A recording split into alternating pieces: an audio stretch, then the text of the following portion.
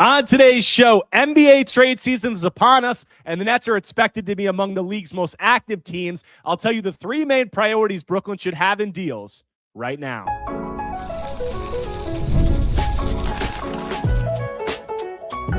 You are Locked On Nets, your daily Brooklyn Nets podcast. Part of the Locked On Podcast Network, your team every day. Welcome in to Locked On Nets right here on the Locked On Podcast Network. Now the number one sports podcast network. It's your team, the Brooklyn Nets, every single day. I'm Erik Slater, Brooklyn Nets beat reporter for ClutchPoints.com. Thank you for making me your first listen of the day. This show is 100% free on all those great platforms. Today's episode is brought to you by FanDuel. If you want to be right in the middle of the action this season, visit FanDuel.com and place your NFL live bets all season long. And on today's episode, it's officially NBA trade season. The calendar has flipped past that December 15th date when most of the league becomes trade eligible. And with that, the Nets are going to be involved in a lot of rumblings over the coming month. And the reason for that is simple. They're a tanking team with a lot of veterans, and they have more cap space than any other team in the league. They're one of two teams in the league with cap space. So they're going to be in a position to help themselves first and then also help other teams, whether that means shopping their impact players to fill needs teams have or leveraging their cap space to facilitate other deals and get assets in return. And in this episode, I want to outline the three main priorities that the Nets front office should have in deals.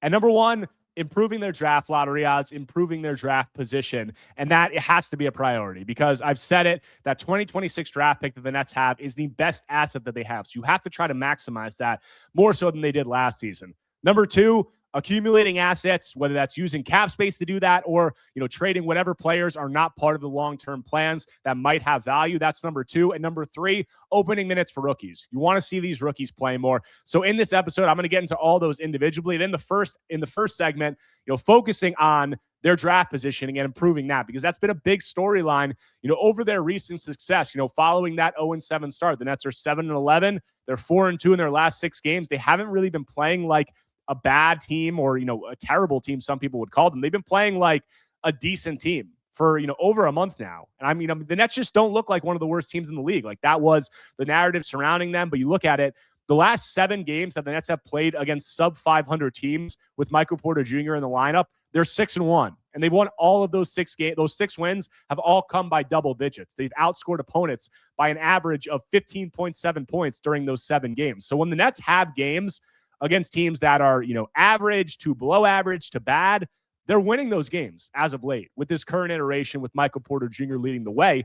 And not only are they winning them, they've looked, pretty dominant in a lot of these games. I don't have to go over it, but obviously they blew out the Wizards. They blew out, the Pelicans. They beat the Hornets decisively. They just, throttled the Bucks by 45 points. So they don't look like a bad team. And sure, like the schedule is going to get tougher. I've spoken about that.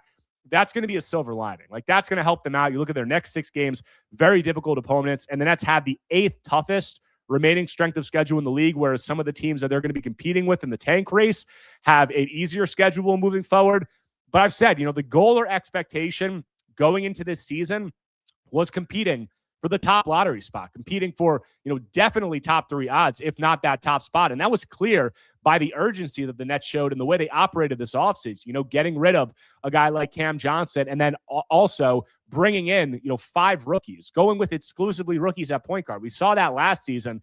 The major thing that got them off to that hot 9-10 start and put them behind the 8 ball in the draft lottery standings was Dennis Schroeder, being a real floor raiser on the ball. And the Nets corrected that. They said, we're not going to bring in a veteran point guard. We're going to have only exclusively rookies doing that, which you would have thought was going to make this offense virtually unwatchable. But then Jordi Fernandez is able to reconfigure the offense around Michael Porter Jr.'s off-ball movement. So they've looked competent, but they've shown, they showed that urgency. And despite that, Jordi Fernandez, a lot of people said the roster was Jordi proved he wouldn't be able to do what he did last season.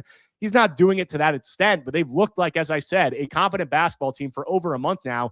So they're going to have to correct some of this. They're going to have to do some things to try to make this tank a little bit better. And maybe you can do that without trading a significant player like a Michael Porter Jr. or a Nick Claxton. Maybe the schedule gets tougher. You can sit guys out strategically. You can find a way to do it without trading those guys.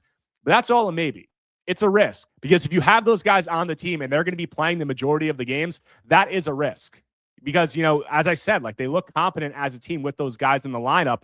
And I just don't know if the Nets are in a position to make risks with that 2026 pick, which is their top asset. We saw them do that last season, and they ended up falling to the 8th pick. And obviously, I think Igor Doman's a nice player. I think he could be a good player in this league for a long time, but that was kind of a disaster based on what the expectations were entering the season. So I don't know if they're in a position to mess around with this asset again. And I know that the lottery is a risk altogether. I know you're going to have some people watching this that say, the Mavericks jumped up to the number 1 pick. Whoever else jumped up to number 2 or 3 in whatever years you can say. The teams at the top always start falling. My retort would be, it's about your floor. Your floor, the higher you are in the lottery standings, the higher your floor is. And I would also say that if you just look at the odds and you go by probabilities, the difference in probabilities between, say, that 3rd spot, which is probably the Nets ceiling right now, and what they should be gunning for, or the 5th and 6th spot where they are right now, it's a big difference. I mean, the probability of being in the top 3 or the top 4 from 3 to 5 or 6, that's like a 10 to 12% difference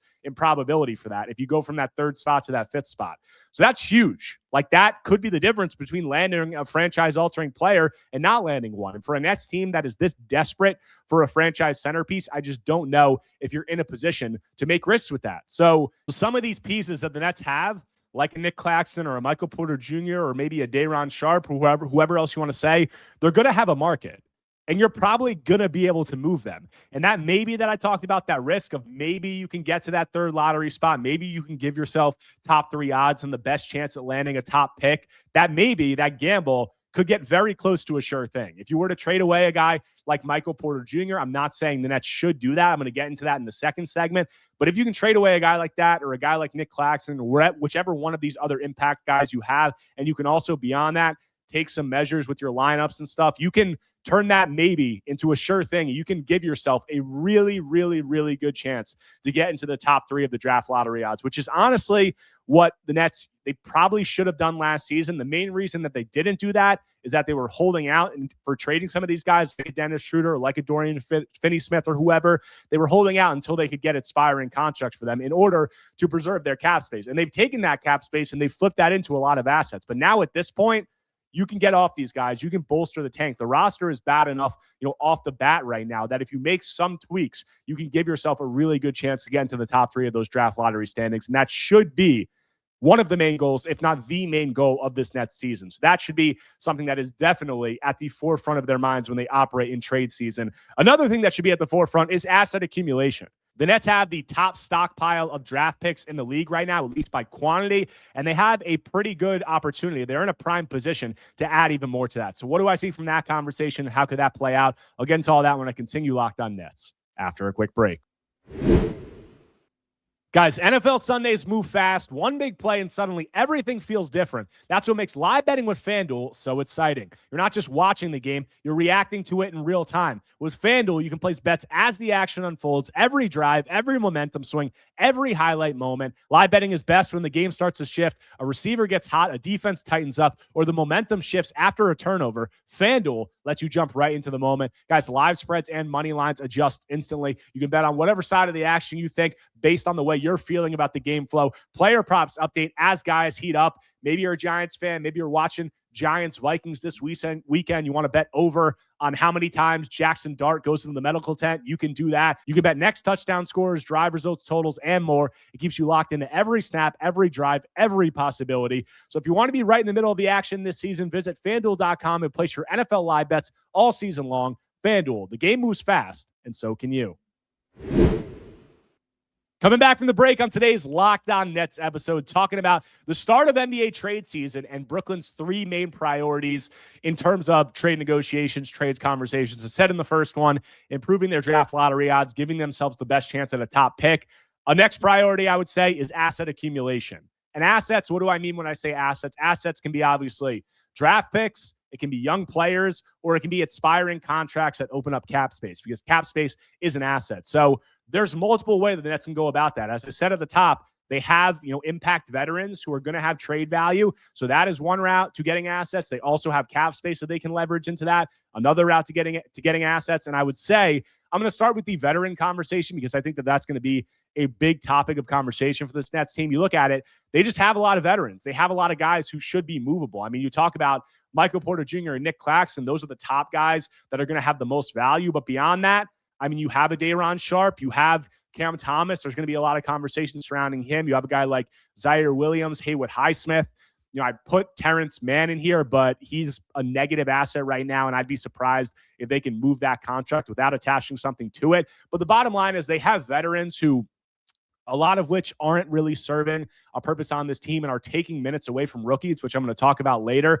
So logically, you should be looking to shop some of those veterans if you can cash in on that. And that's going to come down to their evaluations. It's going to come down to, what do they think? Which of these guys do they think can be long-term fits in this team's next iteration? Like, I've gotten questions on Fan Take Fridays from people like, would you trade Michael Porter Jr. and Nick Claxton for peanuts just to improve the tank? No, I wouldn't do that. You still have to get value for all these guys. And if you do think that they're going to be, long-term pieces, barring a offer that is really good or just blows you away, you can keep them and you can figure out the tanking stuff otherwise. But if they're not long-term pieces, that's when you really have to say, these guys aren't fits for us long-term, or we're not that high on them long-term. We can get assets for them and we can improve our top asset, which is that draft pick.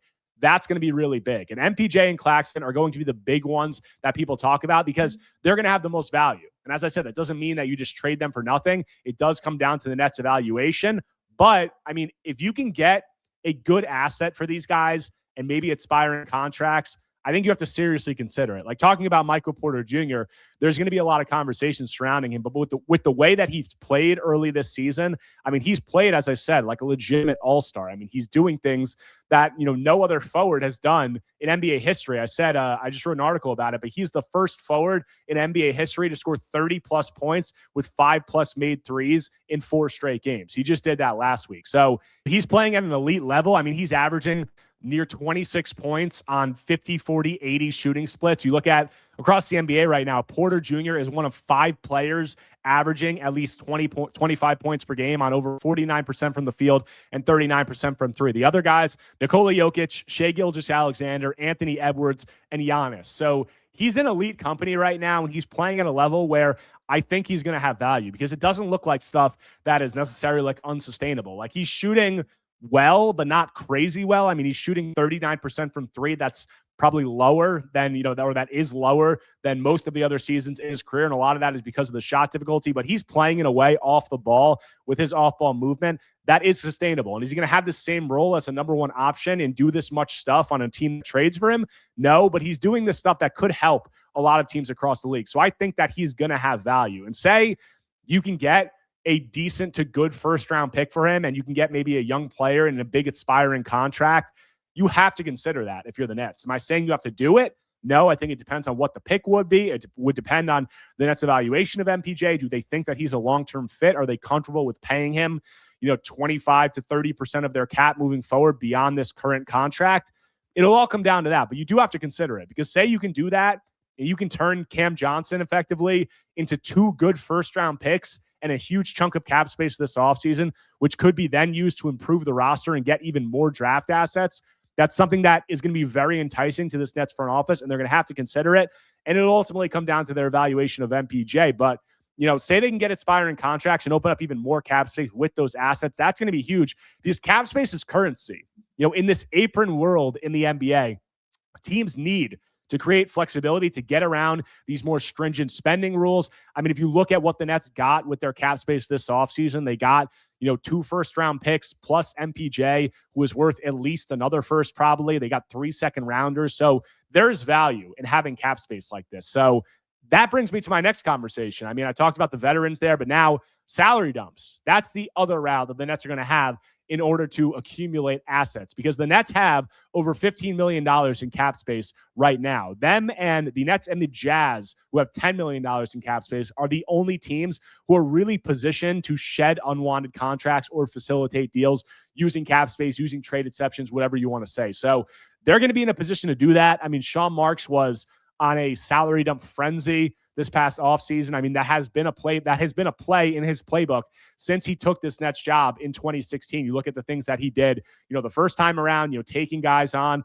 and then getting draft picks alongside them, which turned into impact players, a lot of them, like Karis LeVert, like Jared Allen, whoever. He did that this past offseason. Again, you have the MPJ trade. You have, obviously, the Terrence Mann trade. You have the Haywood Highsmith trade. He took a shot on Kobe Buffkin ultimately cut him. But that has been a play in the playbook that Sean Marks has been comfortable going back to. And with the landscape of the NBA right now, with you look at teams that are going to be wanting to shed unwanted money and get cap healthy. There's several of those. I've gone over them on prior pods.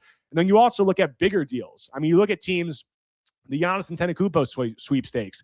That could be a very real thing ahead of the trade deadline. There's going to be a lot of teams with the way the aprons are set up that need to shed money in order to make deals work. And the Nets can be that third team in those conversations. You also have teams like, say, the Minnesota Timberwolves or the Cleveland Cavaliers or whatever teams are facing apron restrictions that are trying to contend right now and get better. The Nets can kind of be like a saving grace for them. They can come in with this cap space and allow them to do things that they wouldn't be able to do otherwise. So the Nets do have several routes to accumulate even more assets. And you look at the assets the Nets have right now, they have 13 first-round picks over the next 7 years. That's an NBA best. They have 18 second-round picks, also an NBA best. And they're going to be in a prime position to potentially add more to that this trade deadline cycle, whether through veteran trades or whether through salary dumps. So all that is really good. But veteran trades, salary dumps, all of these things could also serve another purpose, and that could be to open more minutes for the rookies. And that should be a priority for a Nets team that is in a season where draft position and rookie development are the 1A and 1B priorities. So what could that look like, and what rookies could be getting more minutes moving forward? I'll get into all that when I close out Locked On Nets after a quick break. Guys, when Skims announced they were making underwear for men, the reaction made perfect sense. People have been talking about Skims comfort for years. Most guys, though, stick to whatever they've been buying since college. The same fits, the same waistbands that roll, and a whole lot of settling. Skims Men's changes that. It's one big upgrade, and it's obvious why everyone's been talking. Guys, once I tried Skims underwear, I got the hype immediately. They're designed to feel good, fit right, and actually stay put. No slipping, no sagging, no adjusting. Just genuinely great underwear that makes you feel confident and comfortable. Guys, my favorite is the Skims 5-inch stretch boxer brief. What stood out right away was the fit and fabric, soft, supportive, and comfortable all day. They don't ride up, they don't lose their shape, and they hit exactly where they're supposed to on the thigh. Whether you're working, traveling, working out, or just hanging out at home, these feel better than anything you've ever used before. So shop Skims Men's now at skims.com. And when you place your order, choose podcast in the post-purchase survey and select our show from the drop-down menu to let them know we sang you. Plus, the Skims holiday shop is open. So if you're looking for the perfect gift this season, Skims has you covered. Guys, the holidays always show up faster than we expect, and if you're still putting together gifts, last-minute decor, or getting your home ready for guests, Wayfair has you covered. Whether you need a quick room refresh, new bedding, or those final seasonal touches, Wayfair makes it easy to get what you need fast. Wayfair is your one-stop shop for everything home with decor, furniture, kitchen essentials, and gifts for every style and every budget, all delivered quickly and easily. Guys, Wayfair's selection is huge. Their bedding, decor, kitchen gear, kids' room updates. You're able to find everything in one place. It's so easy to shop by style. It helps you pick pieces that actually fit your home instead of guessing. And the Wayfair items you order will instantly refresh your space without a big project. So get last-minute hosting essentials, gifts for all of your loved ones, and decor to celebrate the holidays for way less. Head to wayfair.com right now to shop all things home. That's WAYFAIR.com. Wayfair. Every style, every home. Coming back from the break, closing out today's Locked On Nets episode, this NBA trade season primer for Brooklyn and outlining their priorities. I said bolstering their lottery odds, also, getting value potentially for veterans that aren't long-term fits. And both of those things indirectly are going to help them accomplish the third goal, which should be opening minutes for rookies. Because you look at it, the Nets rookies haven't played as much as I think fans were expecting entering the season, or I know fans were expecting, because I get a lot of angry fans asking why these rookies aren't playing more. And you look at it, and the Nets have, part of that is, part of their plan and their development plan, but the Nets have also struggled to find minutes for their rookies because they have a lot of veterans. You look at the numbers across the NBA right now, the Nets rank 4th in total rookie minutes. They're behind the Hornets, the Pelicans, and the Mavericks. All have their rookies have played more total minutes thus far than the Nets. The Hornets rookies have actually almost played double as many minutes as the Nets. And in a tanking season where the Nets have 5 rookie first-round picks, more than any other team in NBA history and more than any other team who's ahead of them right now, that shouldn't be the case. And as I said, part of this is Jordy's philosophy. Jordy has had this mantra early this season of earned, not given. He's not giving the rookies, minutes. That's evident in a player like Drake Powell, who's part of the Nets rotation. He's been a full-time member of the rotation since he got back from that ankle injury early this season. But yet, in a game like that game against Dallas on Friday, Jordy still, after 2.5 minutes, yanked him and didn't bring him in for the rest of the game. And that was to teach him a lesson about being ready, about being mentally locked in as soon as you get in the game. So that just shows, that part of Jordy's philosophy, it isn't like play the rookies at any cost. That's not how he's operating right now.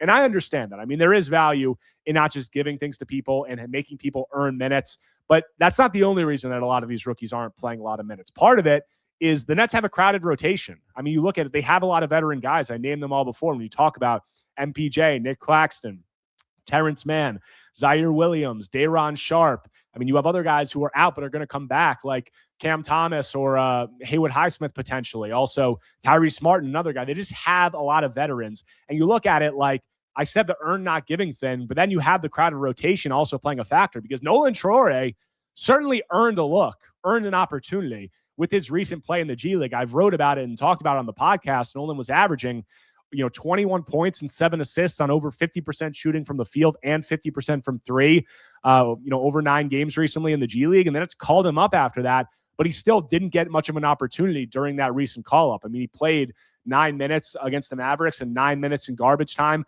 against the Bucks on Sunday. And you look at it, I mean, the Nets had their full team available against Milwaukee. So Nolan didn't get a shot. I mean, there's just too many guys right now because you look at all the guys, there's a lot of guys that are, no-brainers, like they're not going to get removed from the rotation. It's just not even an option. And then you look at the guys who potentially could be. You talk about, a guy like a Zaire Williams or a guy like a Tyrese Martin. Are they going to remove those guys from the rotation if they have them on the roster in order to get a guy like Nolan Traore or Ben Siraf or whoever else you want to say minutes?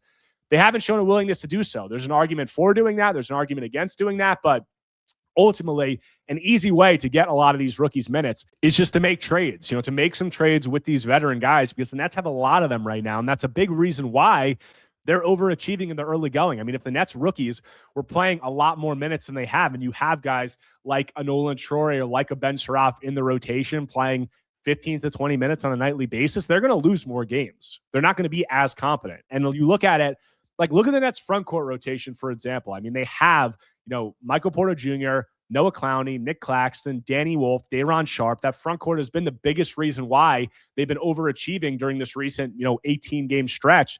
And the Nets just don't need to have all those guys. I mean, that's too many impact players with some overlap at similar positions that you're not going to keep all those guys long-term. And if you're not going to keep them long-term, you don't need to have them right now, taking minutes away from rookies and also improving you and hurting your top asset, which is that 2026 draft pick. So you look at that. You look at those guys like MPJ and Claxton. They're going to be trade candidates. Obviously, Clowney and Danny Wolf are going to be off the table. So that leaves Day'Ron Sharpe. So those guys, you talk about maybe a Zaire Williams. You talk about whoever else you want to say, like Cam Thomas isn't in the rotation right now, but they have a lot of veterans who should be available for trades. And this is going to improve them in all three of these goals that I'm talking about, bolstering the lottery position, picking up future assets, opening up minutes for rookies. So all of those things are intertwined, and all of those things should be at the forefront of the Nets' minds as they operate in what will be tons of trade conversations over the next month and a half leading up to that February 5th deadline. But that's all I got for you guys today on this episode of Locked On Nets. If you guys do not already, make sure to subscribe to Locked On Nets on YouTube and wherever you get your podcasts, whether Apple Podcasts or Spotify. If you enjoy the content, take 1 second right now, smash that like button, leave a comment, leave a 5-star review. Anything you could do to engage is much appreciated. But that's got some more days off, and I'm going to have a very special guest coming on the podcast tomorrow. I'm going to tease that, so go check out my Twitter. You'll see what's going on there. But I'll be back tomorrow talking more Brooklyn Nets basketball.